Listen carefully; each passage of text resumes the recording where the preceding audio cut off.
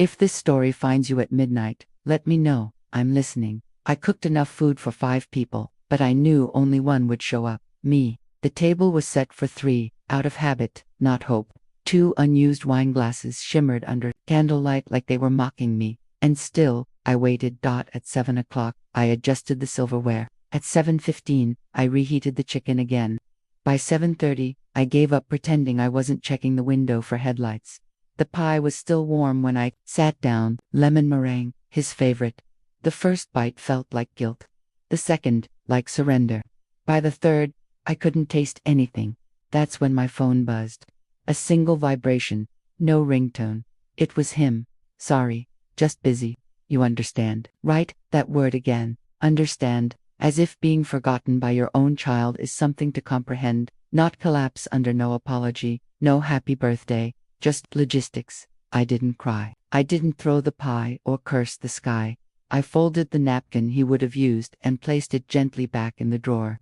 Then I stood at the sink and watched the candles melt. 1 minute older with every drop of wax.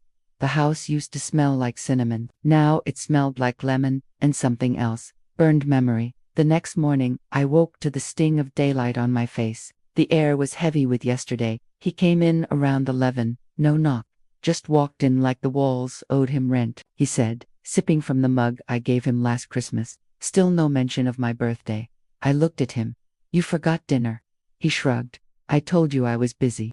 Why do you always make everything about you? It landed like a slap, without the benefit of noise. And then, like he was brushing lint from his shirt, he added, You're just a burden sometimes, Mom. He didn't flinch when he said it. Didn't blink. That's the thing. About men who think they're owed something, they believe kindness is a tax. I gripped the edge of the counter, not to steady myself, but to stay silent. Because silence, I've learned, is a sharper answer than any scream. He left without closing the door all the way. Like always, I locked it behind him. Like always. Then I did what I do when my chest feels like it's caving in. I cleaned, not for the sake of tidiness, but for control. I wiped a spotless counter, rearranged spices that never moved, put away dishes that had no business being out.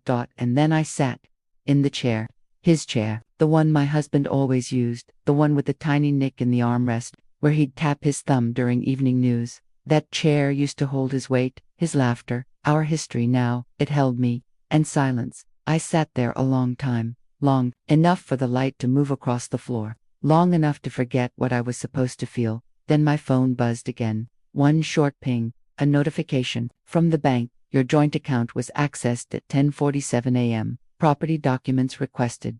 My blood didn't run cold, it boiled quietly. I didn't need a confrontation to understand. I knew what he was doing, what he was planning. Men, like Daniel, don't need knives to steal things. They use paperwork and wait for you to stop breathing. I opened the drawer beside me. Inside, a folder I hadn't touched in 6 years, our last will. My name was still on the deed, but for how long? He already claimed the house. I just hadn't died fast enough. That's what it felt like. Like I was still breathing out of spite, not purpose.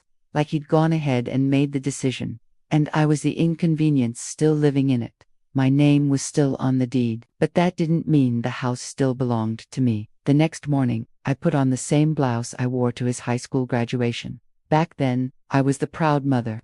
Today, I was preparing to be the defendant. I took the old route downtown, the long one, the one that still had trees shading the road like hands that hadn't let go. George's office hadn't changed. Same water-stained ceiling tiles, same dusty file cabinets that smelled like yellow paper and old coffee. He looked up when I walked in. Eleanor. I handed him the printed notification. He scanned it slowly, slower than I wanted. By the time he reached the bottom, his face was tight. You're not going to like this, he said. That's what men say when they know they're about to confirm what you've already survived. He pushed the papers forward. Last year, a survivorship clause. Daniel had filed it with a forged POA, the one I stupidly signed thinking it was for taxes. If anything happened to me, the house would pass to him, automatically, without probate, without pause. And worse, George said, adjusting his glasses, he used the title to get pre-approval on a loan, equity line, on your house. My mouth was dry. I reached for the glass of water on the desk, but it was empty. I didn't cry. Instead, I laughed, softly. bitterly, the kind of laugh you only earn by being stupid and loyal in equal measure. George didn't smile, he just lowered his voice. Do you want to fight this? I shook my head. No, I want to erase him from it. Driving home, I passed the bakery Daniel used to beg me to stop at. I didn't even glance. He hadn't asked for lemon squares in years. Back home, I didn't take off my coat. I went straight to the old desk drawer in the hallway, the one with the stiff handle and chipped corner. It stuck. It always did. So I yanked it like I meant it this time. Inside, clutter, batteries, a dried out pen, and one white envelope. My name, in his handwriting, sharp, left-leaning, like it had been in a hurry even then. I sat down on the floor, hardwood cold beneath me, the envelope soft in my hands. I opened it like a woman disarming a bomb. Inside, a full copy of the original deed, my name only, no Daniel, clipped to it, a business card, Realtor, Valerie Morse, discreet listings, confidential sales. On the back, a single line in pen: if he ever tries to take it back. I let the papers rest in my lap, and for a moment, I just sat there, not crying, not blinking, not even breathing right. I heard his voice, in my head, not Daniel's, my husband's, the one who built this house with his bare hands and a back that gave out the year after we paid it off. He used to say, protect yourself, even from your own blood, especially from your own blood. I'd rolled my eyes when he said it. Now it felt like prophecy. I stood up with the papers still in my hand, walked to the dining room table. The lemon pie still sat in the fridge, untouched, unwanted, like me. I opened my laptop. The keys felt colder than usual. I typed slowly, deliberately, like each word was a door. I was finally locking behind me. Sell my home without alerting next of kin. The screen blinked, a list of lawyers, services, options, each one promising secrecy, protection, freedom. My hands hovered over the mouse. This house raised a child, buried a man, carried my name, and now it would carry my choice, not his entitlement. Because if Daniel wanted the deed, he could inherit the silence. I asked. The candle on the table finally died out behind me. I realized something colder than betrayal. He wasn't planning to take the house someday. He'd already started. If this story sounds like yours, don't scroll past. I'm here. He left me this map in case our son forgot who I was. And Daniel did. Not with violence, not with cruelty, but with paperwork and silence. The more modern ways to erase a mother. The envelope in my lap wasn't just a document. It was survival, disguised in manila. I took it back to the kitchen table, the same table Daniel once spilled orange juice across, laughing like the floor was made of magic and Mom's cleaned everything. Now I sat with his name erased, my name, still standing. One line, black ink, no attachments. I opened the second paper, smaller, faded, trust instructions. My husband had written them in bullet points, like a recipe. Keep this deed safe. Don't sign anything under stress. If needed, call Valerie. She knows. I ran my fingers across his handwriting like it could warm me. He was always better with action than words. I used to resent that. Now I was grateful for every quiet warning he left. The card was still inside. Valerie Morse, Realtor. On the back, discreet, fast, no noise. I held my breath and dialed the number. 1 ring, 2. Valerie speaking. Her voice sounded like black coffee, sharp, alert, but calm. I hesitated. My name is Eleanor. I think my husband left your card with O, she said softly. I remember him. What address are we talking about? I told her. She whistled, under her breath. You're sitting on a gold mine. Gold mine. Funny how something could be so valuable and still feel like it's rotting under your feet. I want to keep this private, I said. No family interference, none. There was a pause. Then, I can make that happen. When would you like to meet? We settled on Friday. Quiet coffee shop, not public, not too hidden. My kind of in-between. I hung up and sat still for a moment, the kind of still where even your lungs forget what to do. Then I moved. Fast. I went to the filing cabinet in the bedroom, the one Daniel never touched. I pulled the folders labeled insurance, will, mortgage, and tucked them into a zip bag. The sound of paper sliding into place felt like armor. Then I opened the fireproof box at the bottom, grabbed my passport, my birth certificate, the wedding photo Daniel had stopped looking at. I didn't cry. I just sorted, zipped, and locked the bag. Then I did one last thing. I went back to the table, unfolded the deed, ran my fingers slowly, deliberately across my name, like tracing a map back to myself. I was still here, still legally standing. And, if Daniel thought this was about a house, he didn't know me at all. My phone buzzed again, this time, not from the bank. A voicemail from Valerie. One more thing, Eleanor, that address. I ran a quick check. Market's up, way up. If you're serious about selling, you're sitting on a gold mine. Gold mine. Funny how something could be so valuable and still feel like it's rotting under your feet. I want to keep this private, I said. No family interference, none. There was a pause, then, I can make that happen. When would you like to meet? We settled on Friday. Quiet coffee shop, not public, not too hidden. My kind of in-between. I hung up and sat still for a moment, the kind of still where even your lungs forget what to do. Then I moved, fast. I went to the filing cabinet in the bedroom, the one Daniel never touched. I pulled the folders labeled insurance, will, mortgage, and tucked them into a zip bag. The sound of paper sliding into place felt like armor. Then I opened the fireproof box at the bottom, grabbed my passport, my birth certificate, the wedding photo Daniel had stopped looking at. I didn't cry. I just sorted, zipped, and locked the bag. Then I did one last thing. I went back to the table, unfolded the deed, ran my fingers slowly, deliberately across my name, like tracing a map back to myself. I was still here, still legally standing. And if Daniel thought this was about a house, he didn't know me at all. My phone buzzed again, this time, not from the bank. A voicemail from Valerie. One more thing, Eleanor, that address. I ran a quick check. Market's up, way up. If you're serious about selling, you're sitting on a gold mine. I looked toward the cracked window, the one Daniel broke when he was 10. He cried then, said sorry 100 times. Now, he wasn't crying. And I wasn't waiting. He called it his future office. I called it mine. For now, Daniel walked in like he owned the foundation. Didn't knock. Didn't even pause, just dropped his car keys on my entry table like he was doing me a favor by visiting. The bones in this place are solid, he said, brushing his hand along the stair rail his father built. He didn't even look at me when he said it. I followed him silently, heart in my teeth, eyes on his back. His shoes left little bits of dry leaves across the floor. It was April. The trees weren't even shedding yet. This, he said, stepping into the living room, would make a killer media center. Knock out that wall. Open concept. We'll have to redo the floors. You've had these since, what, the 90s? He laughed at his own joke. I didn't. He kept walking, narrating like I was the guest and he was the realtor. Every corner became a plan. Every wall, a blank slate for his new life. When he opened the door to my bedroom, my sanctuary, my last bit of privacy, he didn't hesitate, didn't ask. Maybe once you're, settled somewhere quieter, I could turn this into a home office. He said it like he was describing where to put the desk, not where to put me. I stood in the hallway, frozen, like a painting nailed to the wall. He smiled and added, it'd be perfect. Big window, tons of light. Maybe finally write that novel I've been meaning to. That's when I knew. This wasn't carelessness. It was conquest.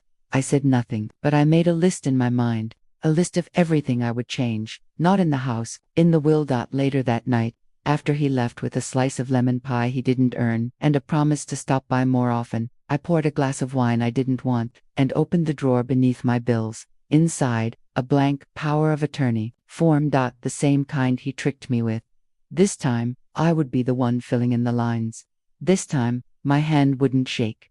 I took out a pen, clicked it once, held it over the form, and paused because that's when I realized the cruelty wasn't in what he'd done. It was in what he assumed I wouldn't. He thought I wouldn't fight, that I'd sit quietly while he measured my bedroom for shelves, and spoke of after I'm gone like it was already scheduled. I closed the folder, locked it, tucked it into my bag with the others. Then I pulled out my phone, opened Valerie's message, list of prep documents, sale conditions, confidentiality options. Her voice echoed. In my head, you're sitting on a gold mine. Yes. And I'm done letting him mine it bare. The next morning, while the sun cast stripes of light across the dining room rug, I stood in the center of the room, the place we once danced on New Year's Eve, the same place Daniel threw up punch when he was 6, and I called Valerie. She picked up on the first ring. I didn't say hello, I just said, list it, today. I ended the call, then turned toward the fireplace, the one Daniel wanted to rip out.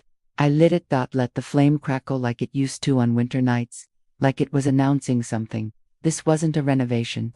This was a reset.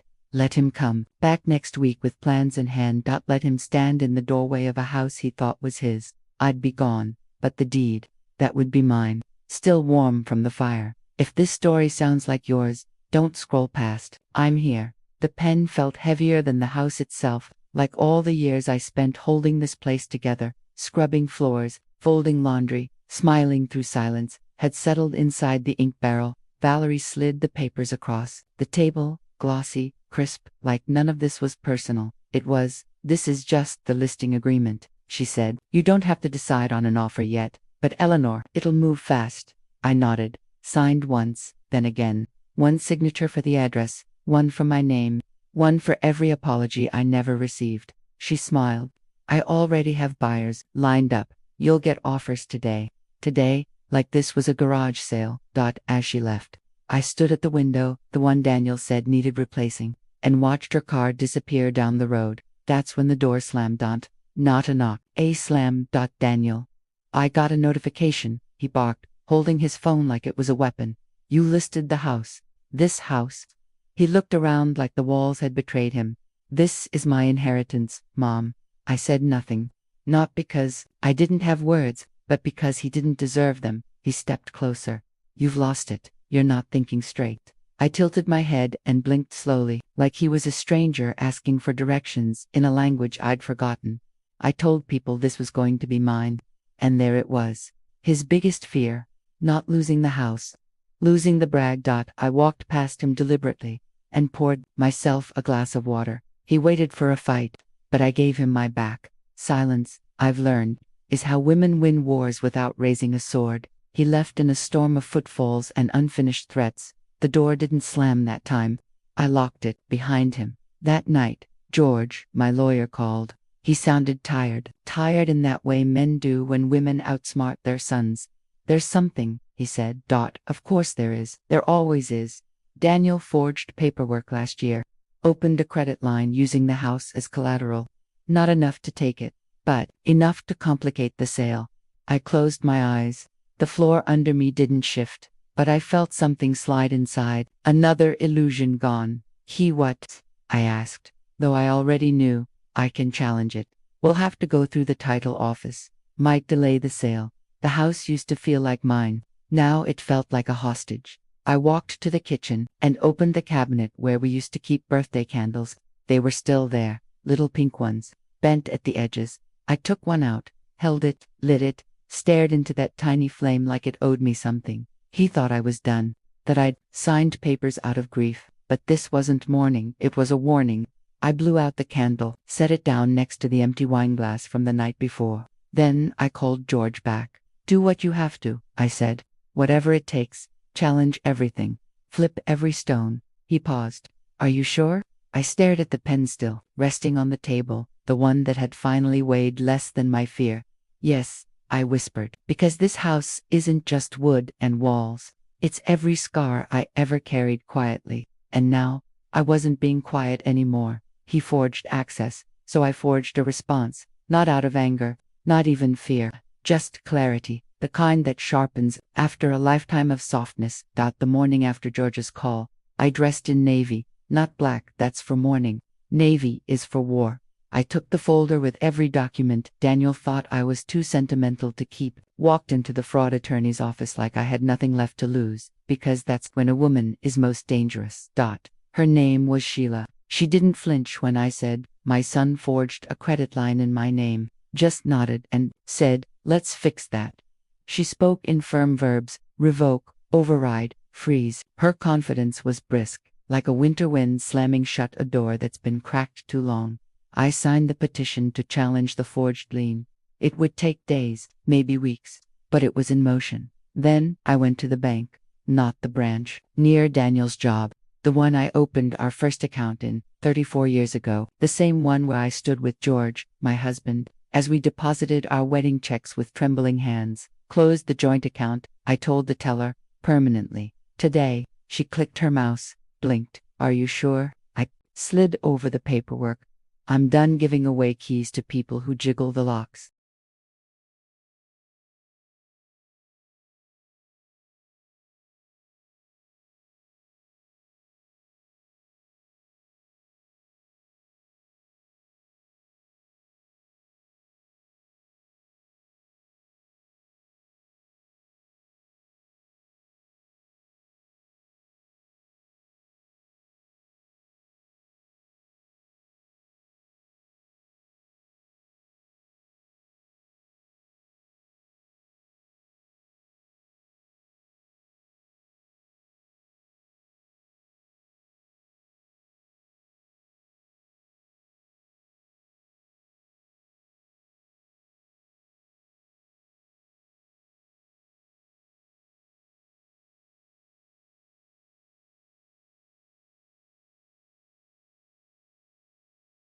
I revoked every card, every overdraft, every trail Daniel had tapped into. Then I opened a new trust account.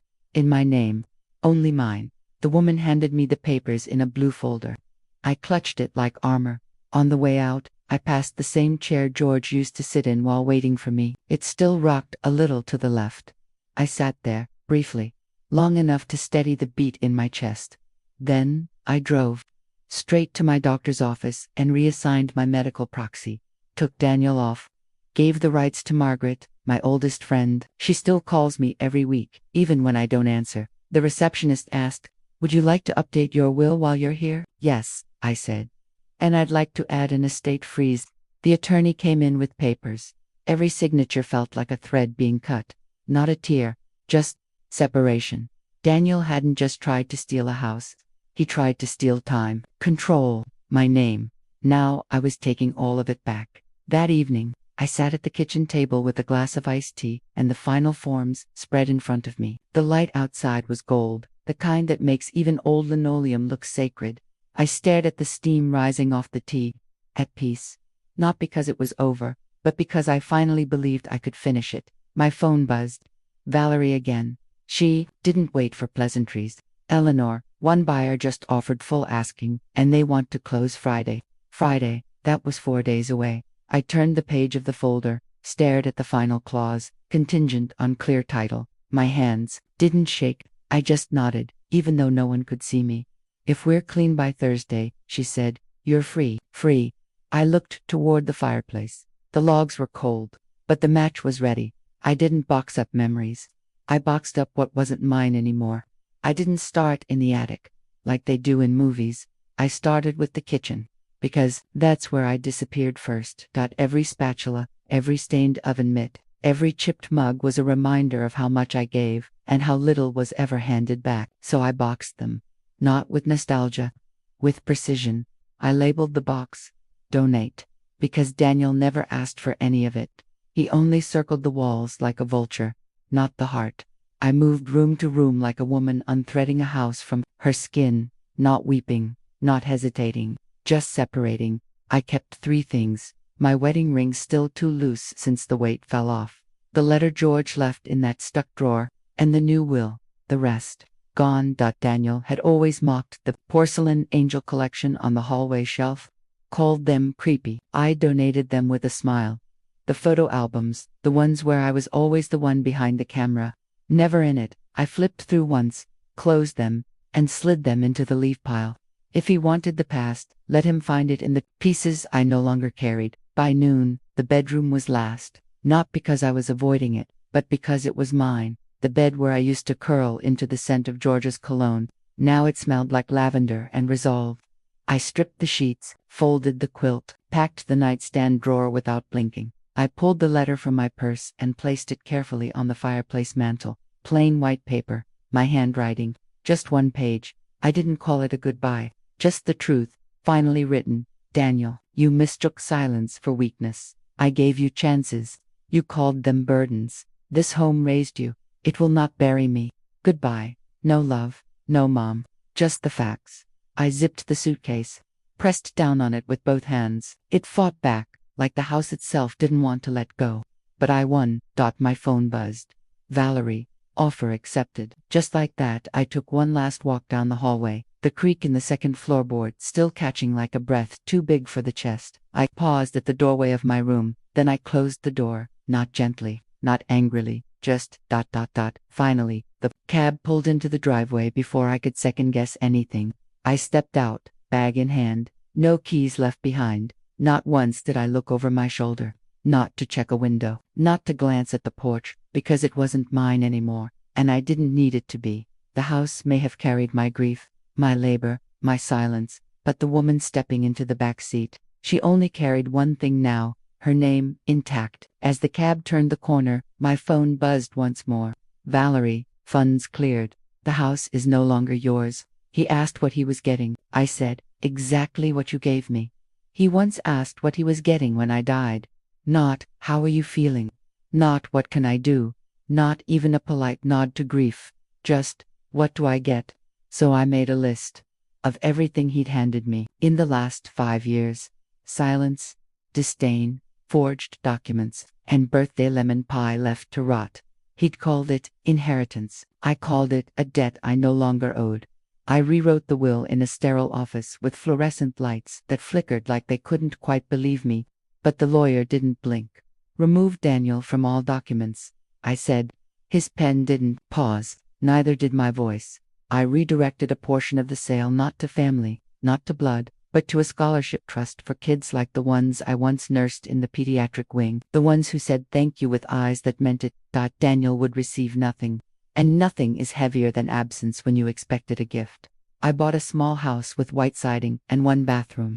It didn't have columns or a chandelier, but it had light and no shadows shaped like disappointment. The kitchen was yellow. I hated yellow, but it made me laugh. I made soup the first night, didn't spill it, didn't serve it to anyone, just me. At a round table, next to a window that didn't face anything but trees. I left no forwarding address. No welcome mat, no trail of breadcrumbs to follow, just a single email. Subject: Legal update. Daniel, you are no longer listed as a beneficiary. All rights revoked. Do not contact me regarding the estate. There is no estate. Eleanor. That was it. Number greeting, no sign-off. Just closure, stripped of pleasantry. His reply came an hour later. All caps, 23 sentences, 0 punctuation. Rage has no grammar. I didn't open it. Just saw the preview in the inbox. The words selfish, crazy, and ungrateful all tangled up like weeds. I deleted it, didn't archive, didn't save it for later, just sent it to digital hell, where all inherited entitlement belongs. That night, I slept like I hadn't in 10 years. No creaking floorboards, no imaginary footsteps, no dreams of slammed doors or silence mistaken for peace, just the hum of a refrigerator, the warmth of my own breath. The sound of nothing trying to take from me. Morning came with birds I didn't recognize. New street, new sky, new name on the mailbox. I walked barefoot to the front porch, mug in hand, the one that said, I am my own home, a gift I bought for myself. I sipped coffee with no one watching, and realized this was the real inheritance, solitude without shame. I folded the receipt from the donation trust into my keepsake box right next to George's letter. That box held no jewelry, no deeds, just 3 things now: his handwriting, my signature, and a key labeled mine. At noon, I watered the new lavender I planted by the porch. At 2, I unpacked the box with the extra blanket. At 5, I ignored another email from Daniel. And at 7, a knock. Not the wind, not imagination, a real knock. 3 taps, measured, familiar. I froze. My fingers rested on the rim of my mug. Still warm. I didn't move toward the door. Not yet, because when you spend your life opening things, you learn when not to. The knock came again, low, intentional, like a question, waiting to be answered. Daniel, on the other side. But this time, I held the lock and the silence. And the final say. He came for what he thought was owed. I gave him nothing. He came for what he thought was owed. He left with what he gave me. Nothing. I opened the door halfway. Not out of kindness. Out of precision, like slicing a line through paper you never planned to tape back together. Daniel stood there, lips tight, eyes wild. A man who'd just realized the ATM stopped recognizing his PIN. You changed everything, he snapped. No, hi, no, are you okay? Just accusation in a tone that used to make me flinch. But this wasn't the old house. And I wasn't the old mother. He pushed past me into the living room, hands flailing. You sold the house. You cut me out. What the hell, Mom? You ruined my future. My future, he said. Like mine had been spare change. I stayed quiet. Let him circle the room like a dog looking for a bed that wasn't his. He spotted the kitchen table, neat, calm, with just one folder on top. What's that? I walked over, opened it, pulled out a single page, laid it flat. The loan application, I said, signed by you, forged with a power of attorney I never gave you. George's lawyer filed the counterclaim 2 weeks ago. He blinked.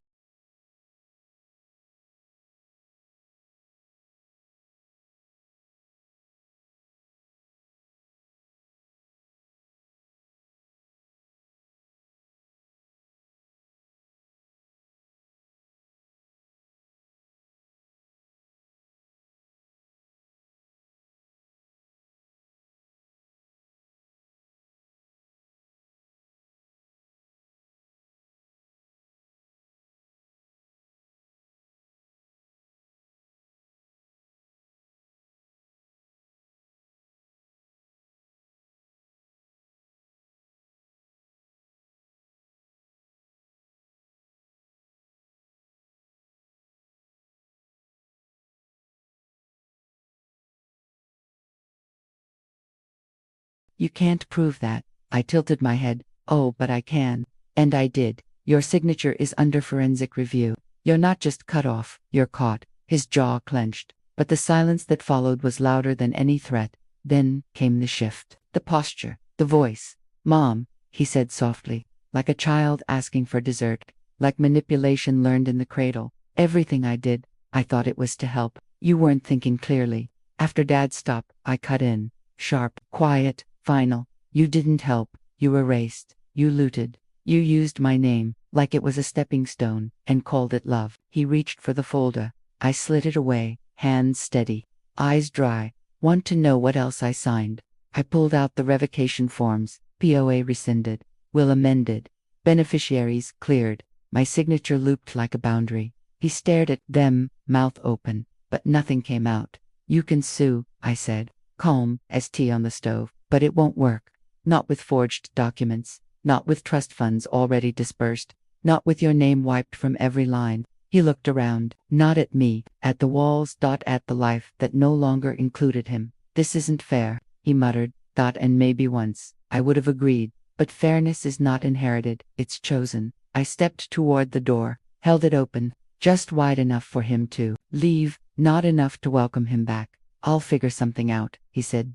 I nodded once, not in support, in acknowledgement that he now lived with consequences, not conveniences. He walked out, didn't slam the door, didn't look back, for once. The house stayed quiet after he left. I stood in the entryway, breathed, the kind of breath that starts in your knees and ends in your jaw. Then I picked up the folder, placed it in the drawer under the tea towels, where it belonged. My phone buzzed. Valerie. The trust is funded. It's finalized. He has no claim now. I smiled, not wide, not proud, just a soft, private smile, the kind that says, he knocked. I answered. I chose me. I walked to the front porch, sat in the yellow chair that didn't match anything but felt right, held the key labeled mine in my palm. This time, there was no fire in my chest. Only stillness, the kind women earn after choosing themselves. A breeze moved the lavender in soft waves, and in that moment, with the lock turned and my name intact, I knew this was the home I'd been trying to build inside myself all along. He said I disappeared. So I became the view. I bought a house across the street from Daniel's office, not out of spite, out of strategy.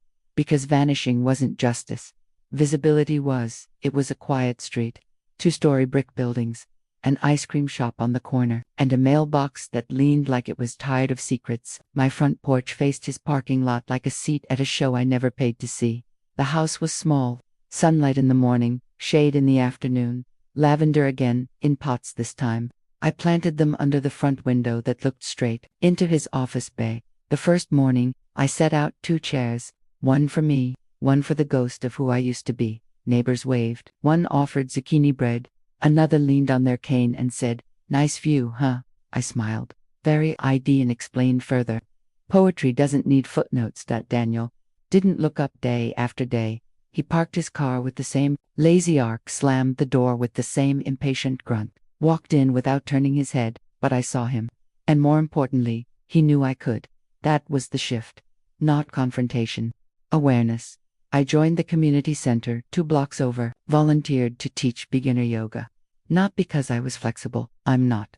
But because it made women my age laugh again, and laughter, I've found, is a form of resistance too. They called me the porch lady. I didn't correct them. They didn't need to know what I was watching for. One afternoon, a neighbor named June handed me a cup of lemonade and nodded toward Daniel's building. "That's poetic," she said. I didn't answer, just sipped. Slow and sweet inside my new house. I kept only 3 framed photos. One of George holding our wedding cake like it was fragile glass. One of me, taken accidentally in a mirror. And one of a lake I'd never been to, but always wanted to see. Daniel's photo didn't make the cut, neither did his emails, which came in flurries. Apologies dressed in self-pity. Threats covered in concern. I didn't open them. I just watched them pile up. Unread is a boundary, too. The mailbox out front filled with things that were mine, by choice, not by default. Catalogs I signed up for. Letters from the Scholarship Trust. A postcard from a girl named Jada, one of the first recipients.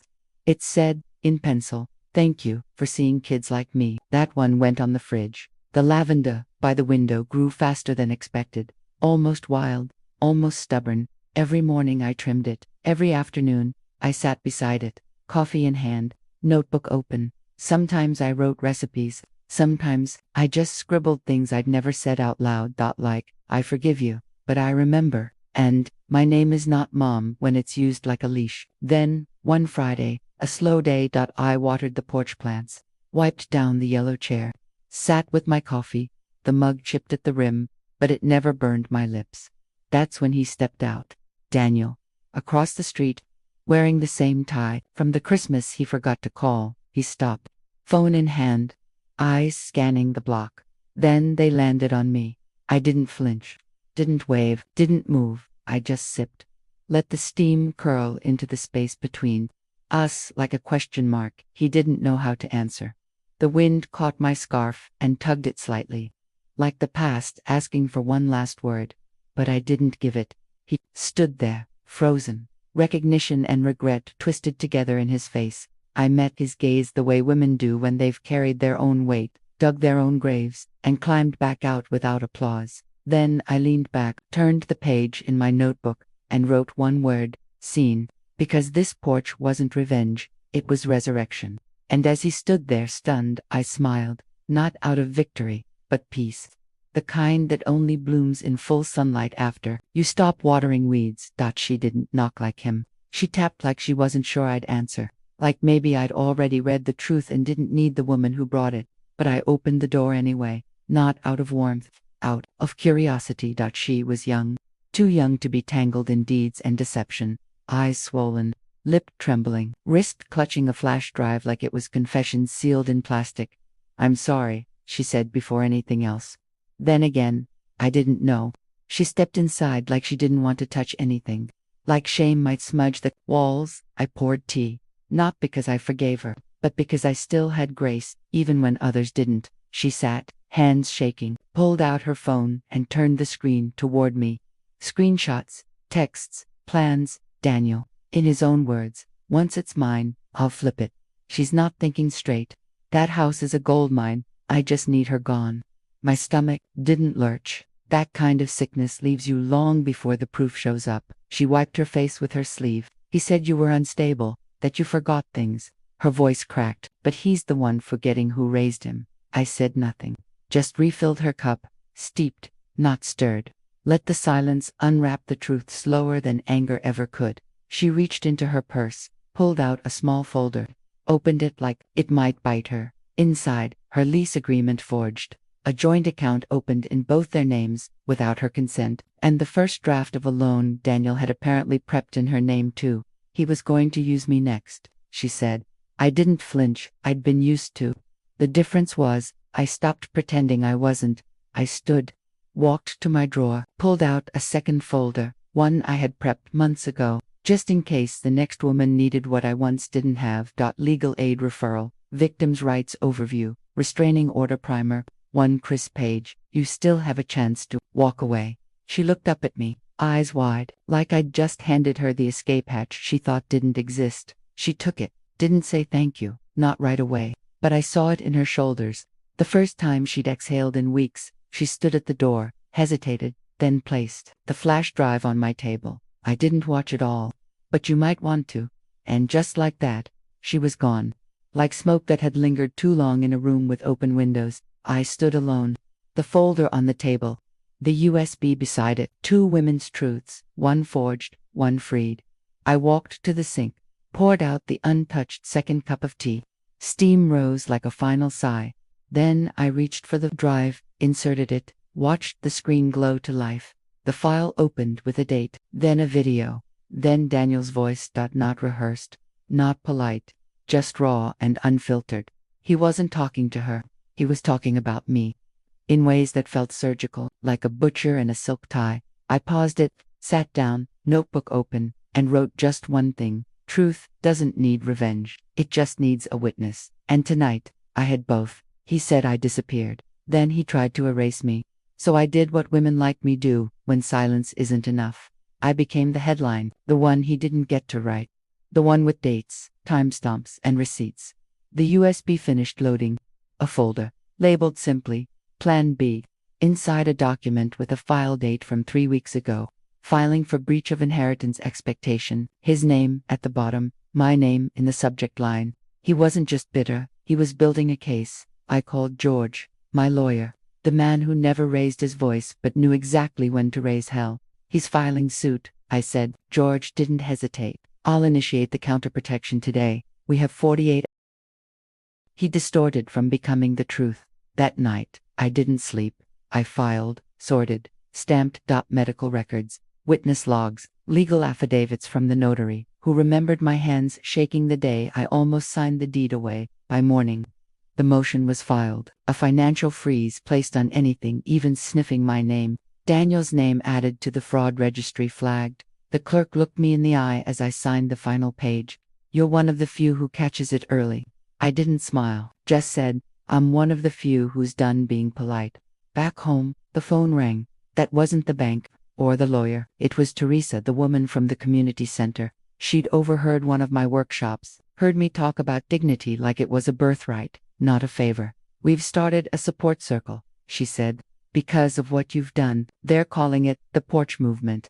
I almost laughed, not out of disbelief, but relief, that something bloomed, even after all that rot. I wrote in my journal that afternoon, not a name, not a list, just one sentence, erased, until I wrote myself back in. Then I did what needed doing, packed every folder, every legal doc, every notarized breath of proof. Into a locked case, gray leather, scuffed at the corners, like me, but sealed. As I clicked it shut, I looked at the yellow chair on the porch. The lavender still waved. Daniel's office lights flickered across the street.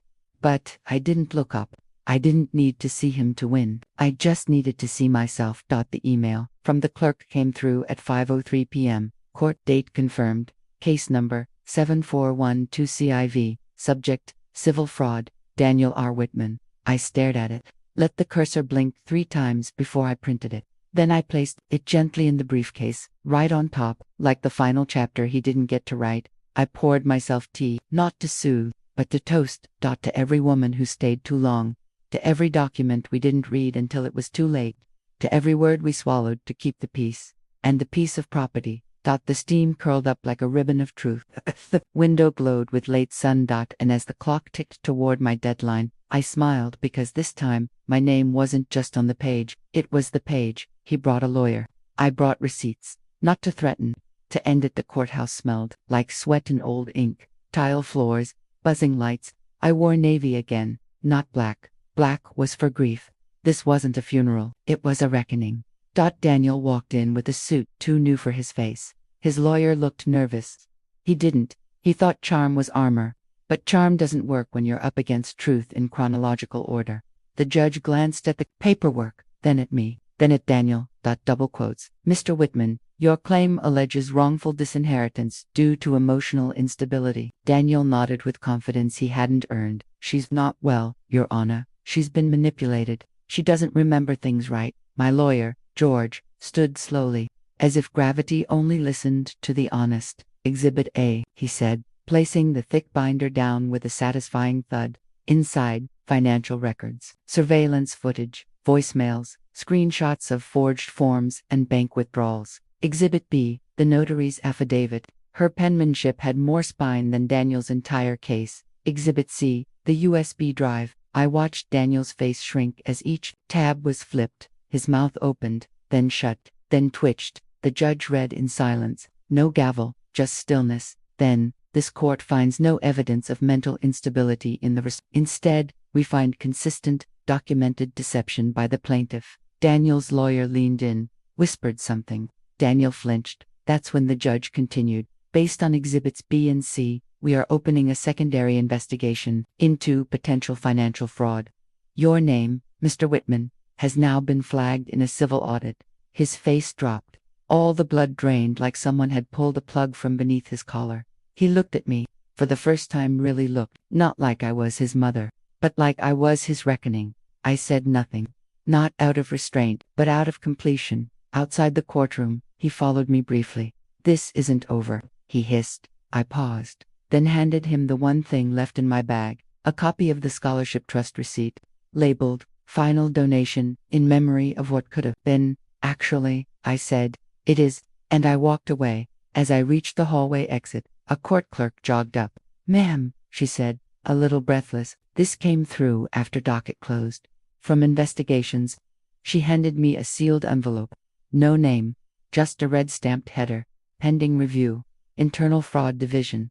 I held the envelope tight, not because I feared it, but because it proved what I already knew.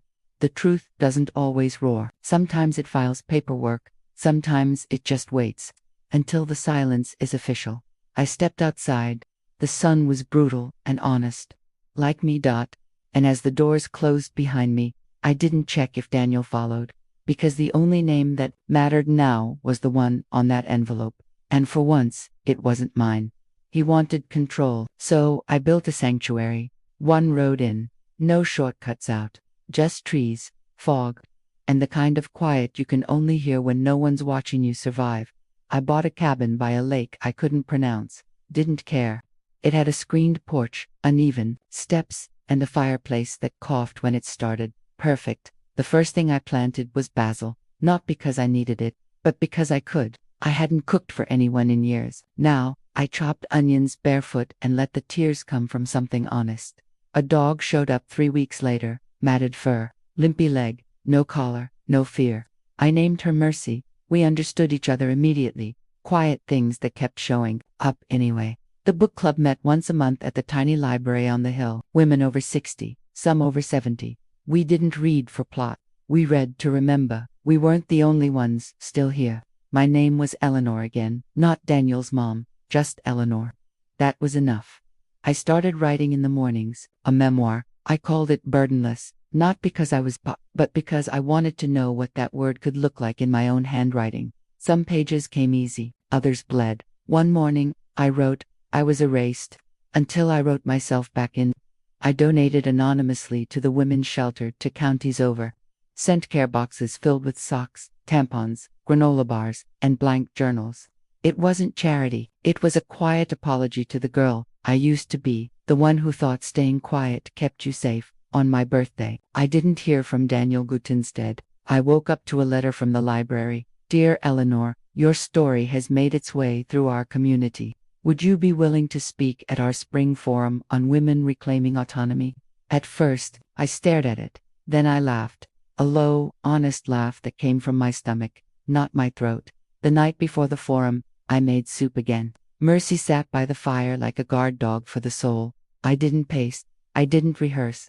I just packed my folder and a page from Burdenless, the one that read, I didn't lose everything. I gave it back.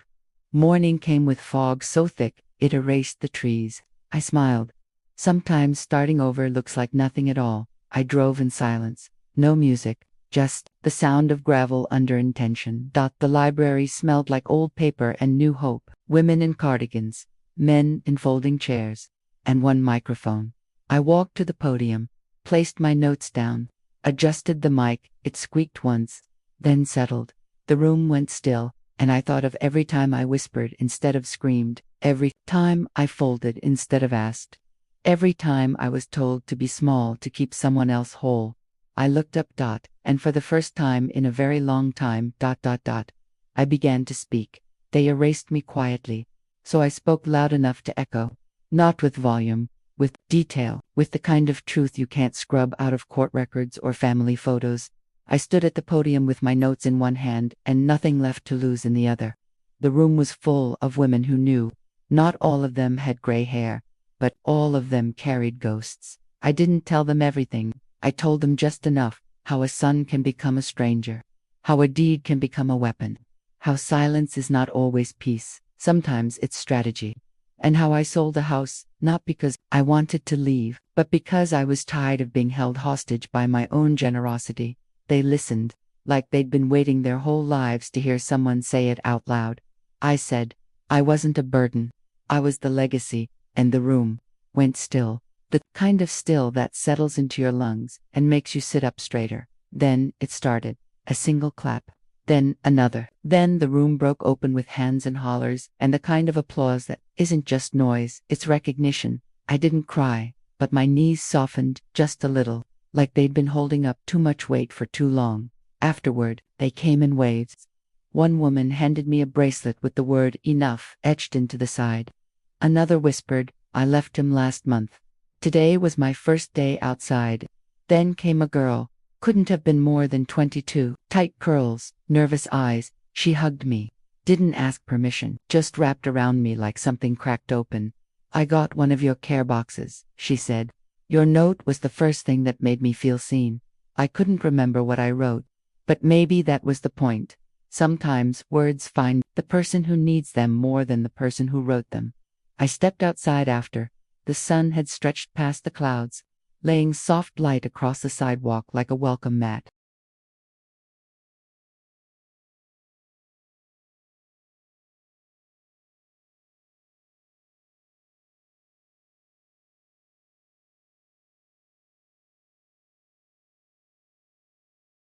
I inhaled, not to calm myself, to claim the moment. Mercy waited in the back seat, her tail tapping the door rhythmically. No rush, no pressure, just presence. I thought about the house I left, the one with creaky stairs and layered lies, and the one I bought with uneven steps and no ghosts in the closets. I thought about my name, the way it used to shrink under Daniel's voice.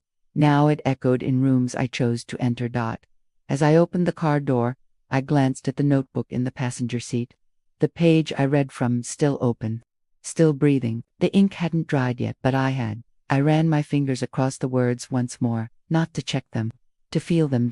And as Mercy leaned her head against my arm, and the wind carried applause from the open library door, like it still had somewhere to go, I whispered to myself, I didn't just sell a house, I bought my freedom.